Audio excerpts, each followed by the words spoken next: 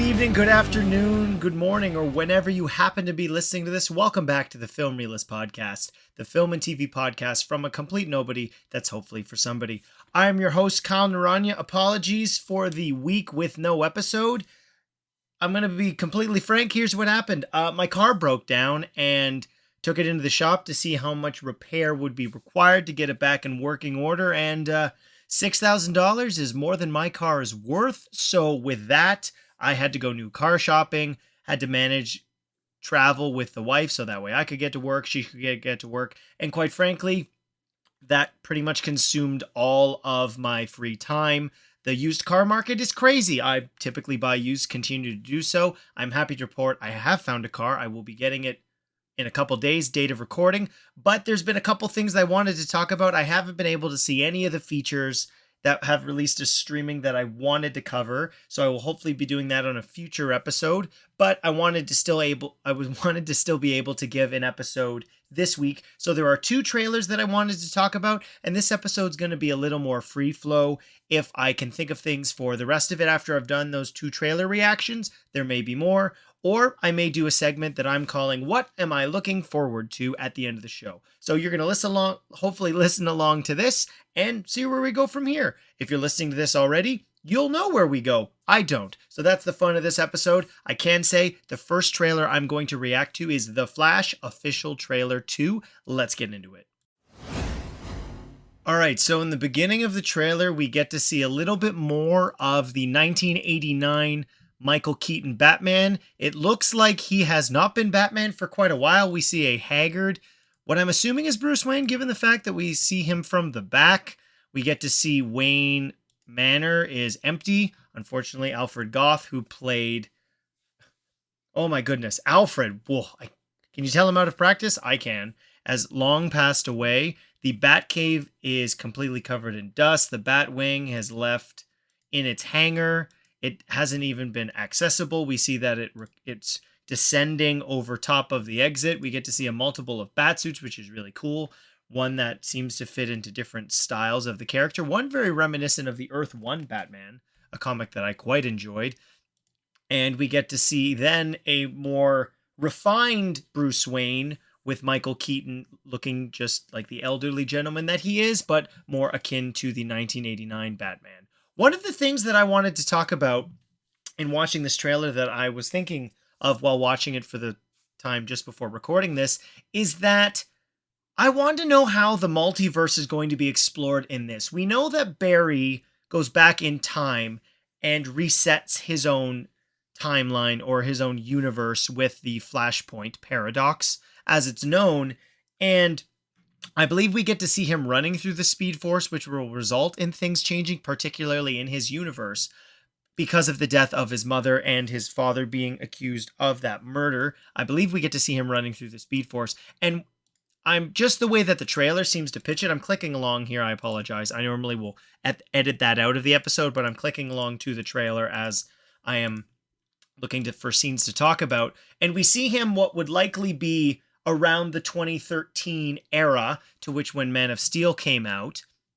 But one thing that these trailers haven't addressed is, does he go to a different universe to recruit a Batman? Does the result of his Flashpoint in the comics, anyways, and in the film adaptation Justice League Flashpoint Paradox, we know that it results in Bruce Wayne being murdered and Thomas Wayne becoming Batman. Obviously, I shouldn't say obviously, these trailers have led us to believe that that is not the case for what's going on here, that Michael Keaton is Batman. But if you have seen the Arrowverse Crisis on Infinite Earths, we know those are different Earths, and I would be shocked to see that they are the same ones in here. So is the result of his Flashpoint paradox that we lose, or maybe all of the Waynes were murdered? That could be a scene that could be quite compelling to see all three of them gunned down by Joe Chill, resulting in no Batman. We do see that Supergirl was in captivity. That does fit along with the Flashpoint paradox. Obviously, in that storyline,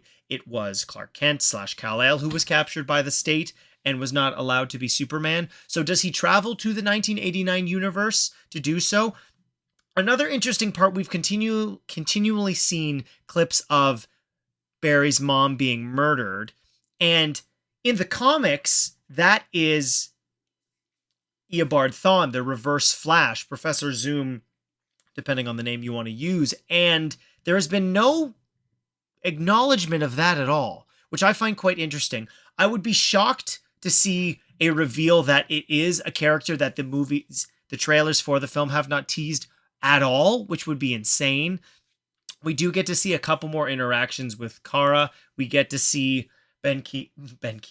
Michael Keaton say the "Let's get nuts" line, one of the most famous lines from the 1989 Batman movie. There's a significant amount of more flash shots. There is a full-blown clip now in this trailer of Barry from the Flashpoint Earth, or the new timeline, in a Batman suit that's been altered to be the Flash suit, which was referenced in a toy, which is quite cool. I enjoy the fact that they're doing that.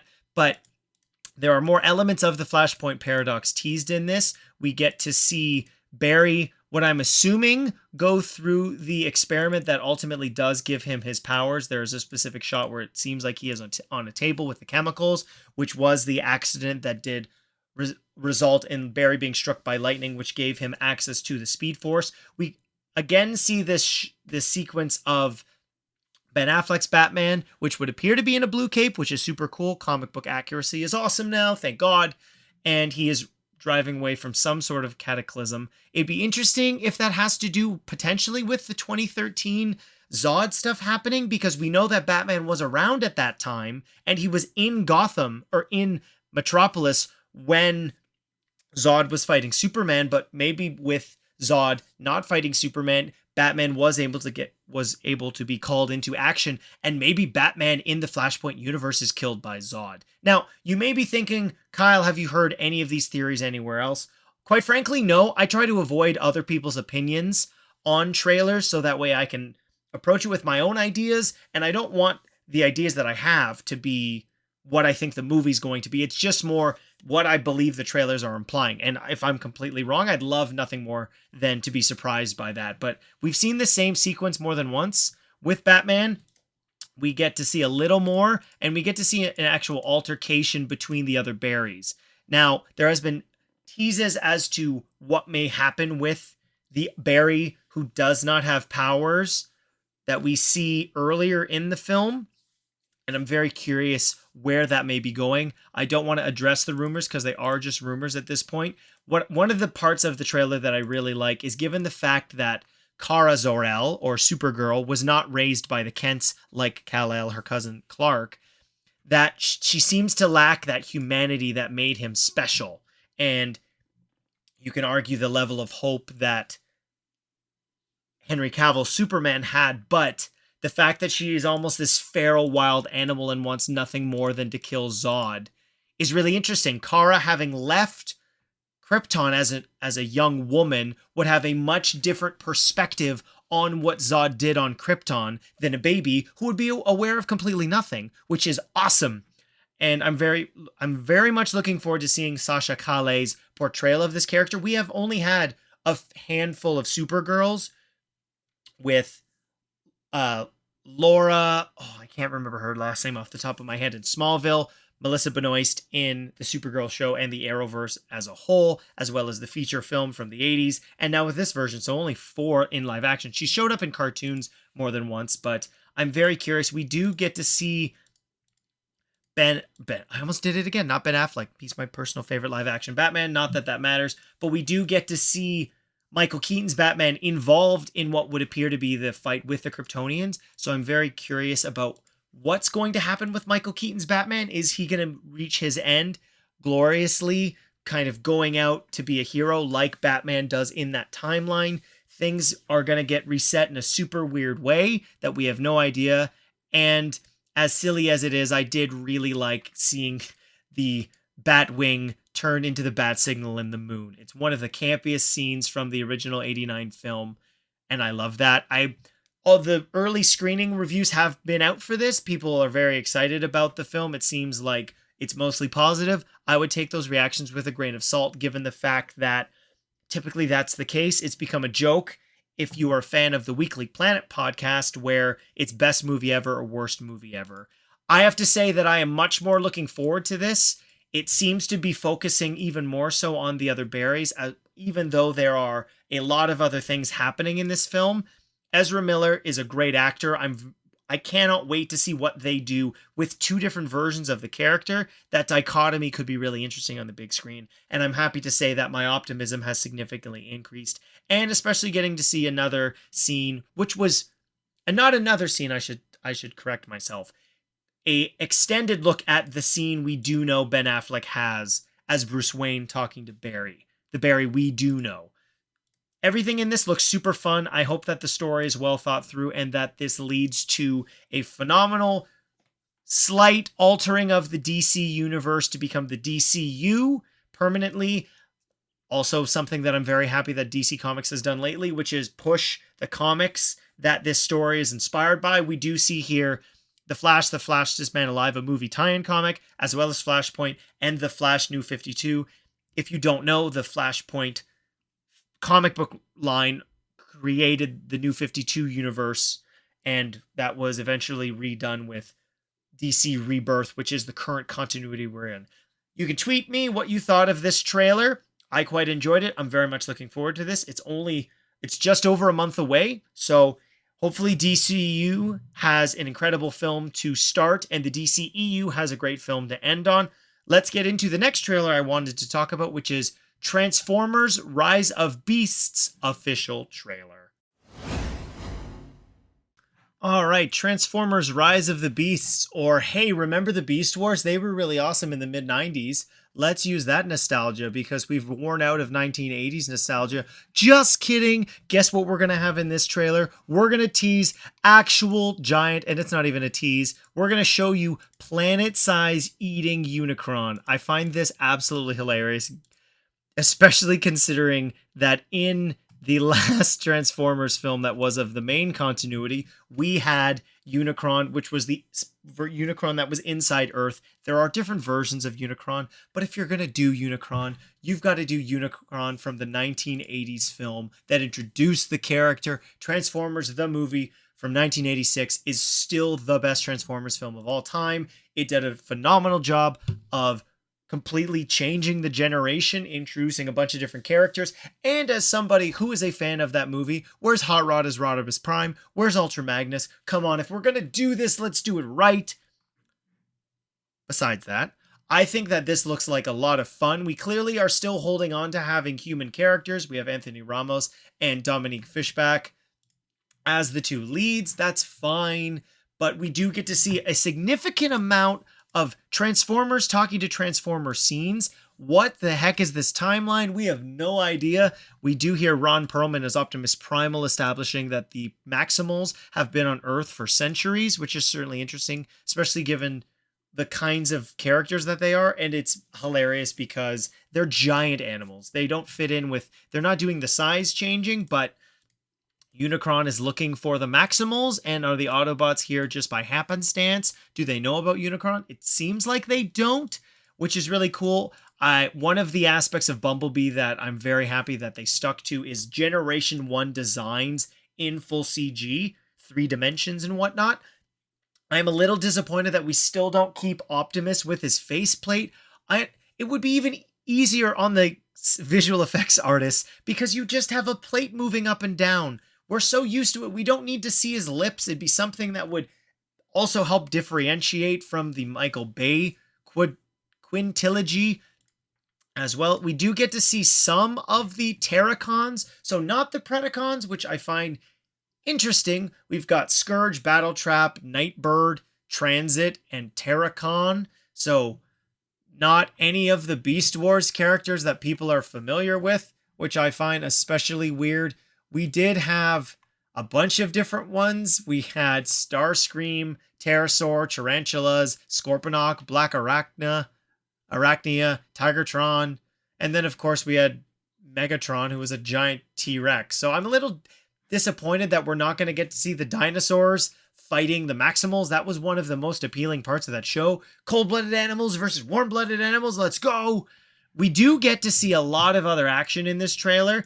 And one of the parts that I most appreciate is it's coherent. We get to see Optimus Primal go through a bunch of different Terracons on this wide, well, I wish the environment wasn't overall gray. I'm assuming that has to do with the fact that Unicron is melting and terraforming the Earth to live on it. But getting to see these 80s designs in full CG is amazing. Something that the 90s film, or the 90s, the early 2000s, I mean, I guess to mid 2000s films did not want to touch at all. Don't know how to feel about the fact that we see Anthony Ramos's character Noah in Transformer armor. I'm sure that is a part of the lore that I'm unfamiliar with. Transformers Prime is something on my bucket list of Transformers shows I haven't had a chance to watch yet. I know that it's very, very well done. The film does take place in 1994. It would have been cool if it was 1996, the year that Beast Wars did come out. Mirage is there, voiced by I almost said Peter Dinklage. My brain. Oh my goodness. Pete Davidson, so I was close enough. We don't get to see one of my favorite Maximals, which is Rat Trap. We only get to see Air Razor, Rhinox, Cheetor, and obviously I mentioned Optimus Primal already. I think this looks like a lot of fun. I hope that the story is somewhat coherent, because it would be great. We do get Wheeljack, which is really cool. I'm very curious if this newer continuity is going to do the same thing as the 80s film, which is give us some of the original Generation 1 characters, kill them off, and introduce new characters. As somebody, as I said already, was a big fan of the 80s movie, it would be cool in a way. Optimus Primal is a character. Optimus Prime, not Primal, is a character we've had a significant run with. Peter Cullen's getting up there. Ron Perlman does a great job as Optimus Primal. He did that in the War for Cybertron trilogy, which I really enjoyed. I even have 2 of the toys from that, which are re-releases of toys that I grew up with in the 90s. I'm hoping that the mythology is handled in a more similar, or in a simpler fashion than it was in the other ones. I don't want Anthony Ramos's character Noah to be like Autobot Jesus, but Stephen Capel Jr. made a really great sequel with Creed 2, and I hope he was given the ability to make something fun that did not have to please a whole bunch of boardroom executives. The fact that we're getting 80s Unicron, again, I'm just looking at this shot. It's awesome, and I'm really looking forward to seeing that. The character is going to be voiced by Coleman Domingo, who is a Tony Award-winning actor. I'm trying to see something. He's in Law & Order, Fear the Walking Dead as Victor Strand, and he's in Euphoria. So this guy's got a voice that I think will rival Orson Welles with this character. The fact that we're not going to have Galvatron and some of the Generation 1 characters is not necessarily the worst for me, but I would be very curious if we are going to get teases for other characters in the universe we don't see in this one. There have been rumored responses to test screenings, which I'm not going to address because they're just rumors. And who knows at this point what the film will look like in just over a month. Man, June is jam-packed, but of course I will be reviewing this on the podcast. You can look forward to that episode shortly after the film releases on opening weekend. I think this is going to be a lot of fun. I don't like using that word alone, but if it has a decent story and the action is fun and coherent, as a Transformers fan, getting to see the versions of the characters I was introduced to with Beast Wars and then going back and watching Generation 1 shortly after that, I'm looking forward to this, and I haven't looked forward to a Transformers movie in a while. What do you think about this? Let me know. Again, tweet at me, or specifically the podcast socials, if you are looking forward to Transformers Rise of the Beasts. All right, so that will do it for this episode. 19 minutes, just short of, or just longer than. I'm having a really hard time. I've been up since 4 a.m. I'm not complaining. I hope this episode was entertaining for you. Very shortly, if you're curious about what I am looking to in the streaming world, I've been tweeting about it. Warrior on Crave, if you are Canadian, and HBO Max, which will soon be Max, I guess, this month, is coming out at the end of June with 2 episodes releasing for the beginning of season 3's premiere. It will continue, I believe, 6 episodes after that, or it might be 8. I'm not exactly sure. I probably should have looked that up before I started speaking, but hey, it's just a one-man operation, so sometimes I know stuff, sometimes I don't. 10. So it'll be 8 episodes after that. It is a kung fu western that was originally conceived by Bruce Lee and then kind of stuck in development forever.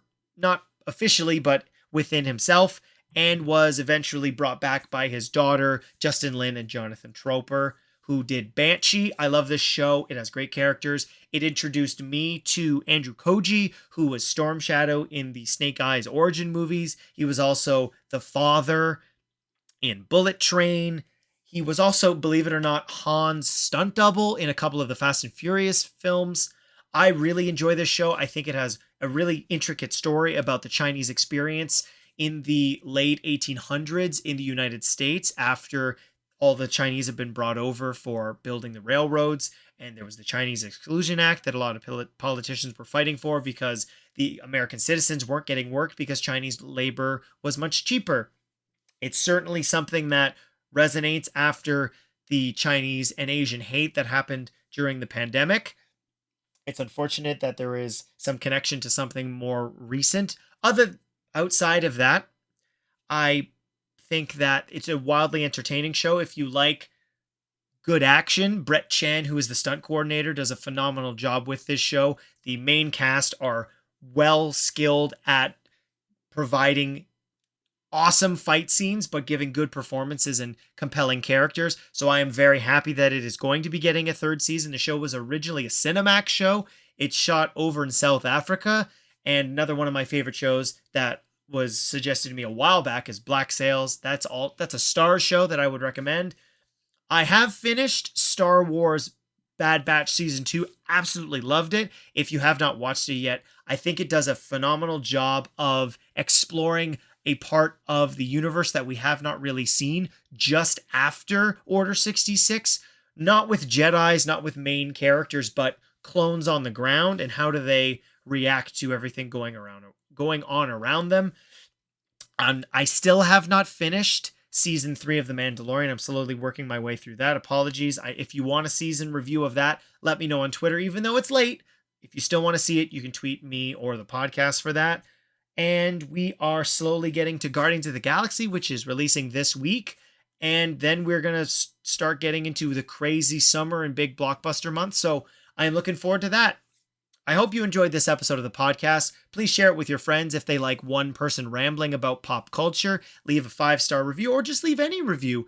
Any sort of interaction I thoroughly appreciate. Again, said it a bunch of times on this episode. If you want some sort of interaction or a question discussed on the episode or answered, you can tweet at me, Kyle_Naranya, or at FilmRealist. Don't forget, Realist has 2 E's, not an E and an A. That'll do it for this week. Next week's episode will be a review of Guardians of the Galaxy Volume 3. I hope you enjoyed this, and I hope to see you next time.